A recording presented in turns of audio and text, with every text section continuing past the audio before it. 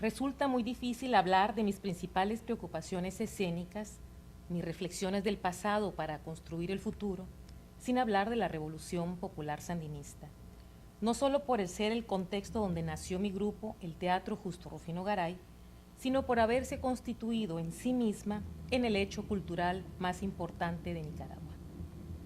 Todo un pueblo tejió su destino con imaginación y capacidad creadora, inventó nuevas formas de lucha, estrategias guerrilleras, creó nuevos mecanismos de comunicación en medio de la guerra, con el involucramiento directo de músicos, poetas, teatristas, artistas plásticos, quienes asumieron su papel en las trincheras e hicieron suya la posibilidad histórica de la revolución.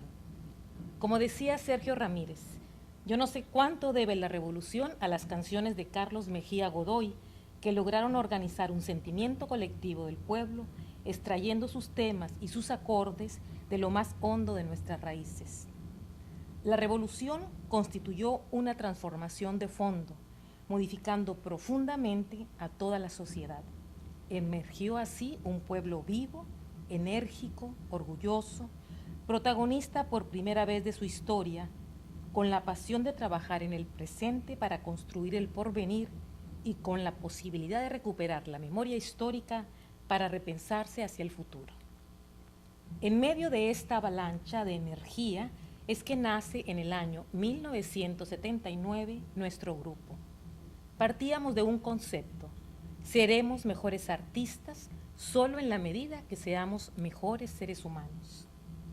Ser mejores seres humanos significaba para nosotros participar desde nuestra calidad de artistas en todo el hermoso proceso que se estaba gestando día a día y crear artísticamente a partir de ese sentimiento con nuestras propias visiones aquello que observábamos y al mismo tiempo nos daba sentido de pertenencia y nos contenía.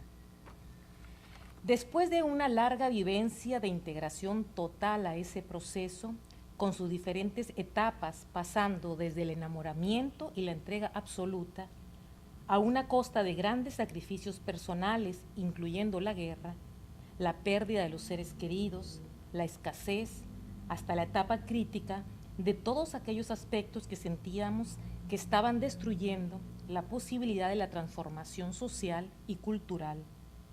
Nos empezábamos a preguntar, ¿cómo podríamos sobrevivir manteniendo una independencia artística a una costa de caer en contradicción con la política oficial de la revolución, si ella era nuestra razón de ser? En especial, cuando empezábamos a ver una contradicción entre lo que se decía y lo que se hacía. En 1990, el Frente Sandinista de Liberación Nacional perdió las elecciones y con ella la mayoría de las conquistas revolucionarias. Entonces nos volvimos a preguntar, si la revolución era nuestra razón de ser y ésta desapareció, ¿qué es lo que nos permitirá sobrevivir? Cuando me refiero al concepto de sobrevivir, puede parecer un término un tanto panfletario y economicista. En nuestro caso, no podríamos calificarlo de esa manera. Era un concepto ligado profundamente a nuestra necesidad de expresarnos.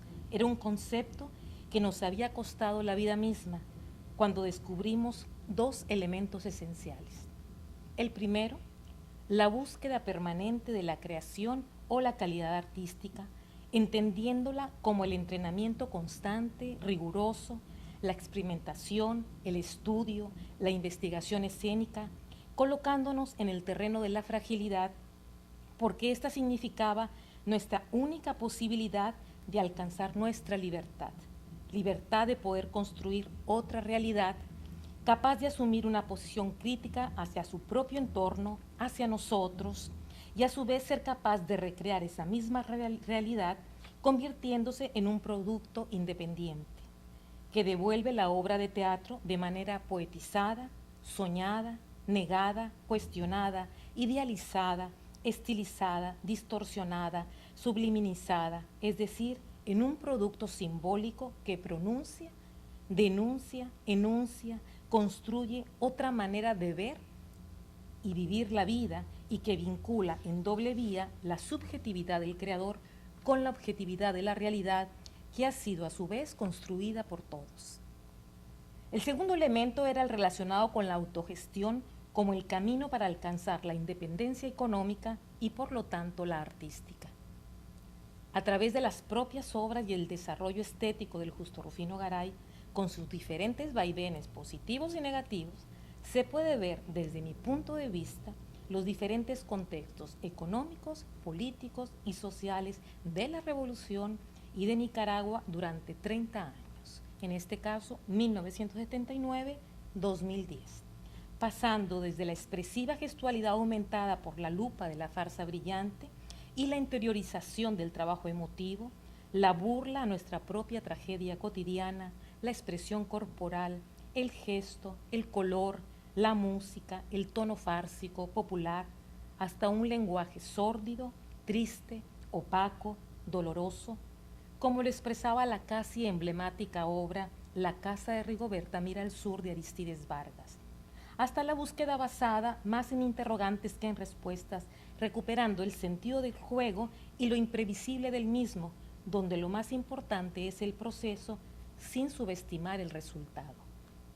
El teatro sigue siendo para mí un producto político y un producto estético que crea nuevas realidades con rutas y significaciones, donde logramos hacer visible aquello que por lo general pasamos desapercibido en la cotidianidad.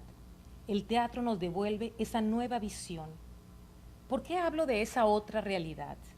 Quizás porque el mundo del teatro se configura como un discurso significativo único, como una totalidad de sentido.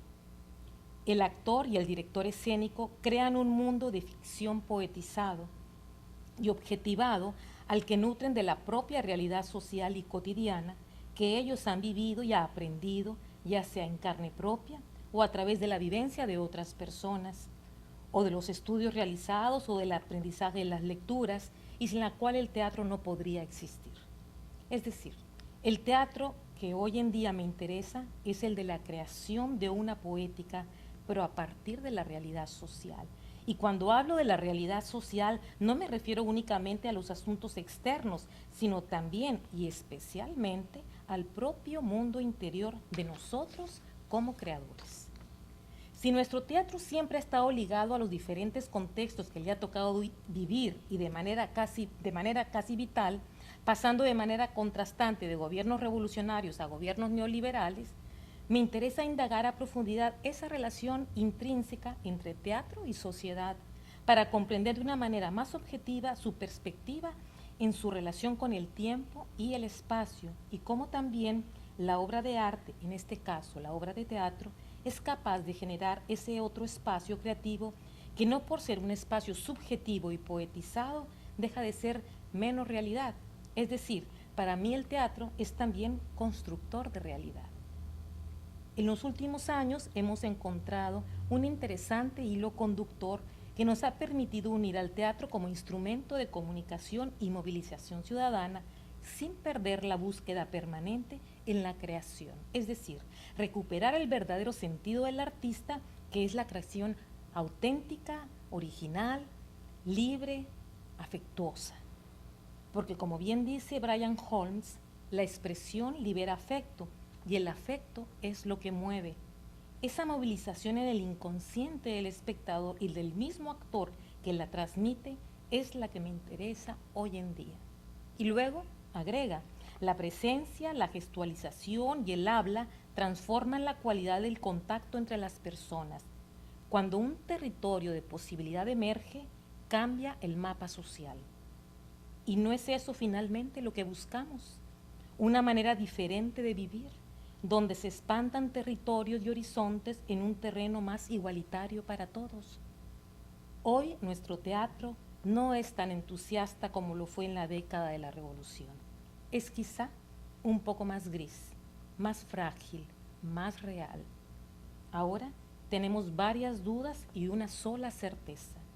Creemos en nosotros y en nuestro grupo, en el teatro como espacio liberador, creador de esperanzas, de interrogantes, de reflexiones, que nos tiende puentes hacia lo lúdico, lo mágico y lo poético.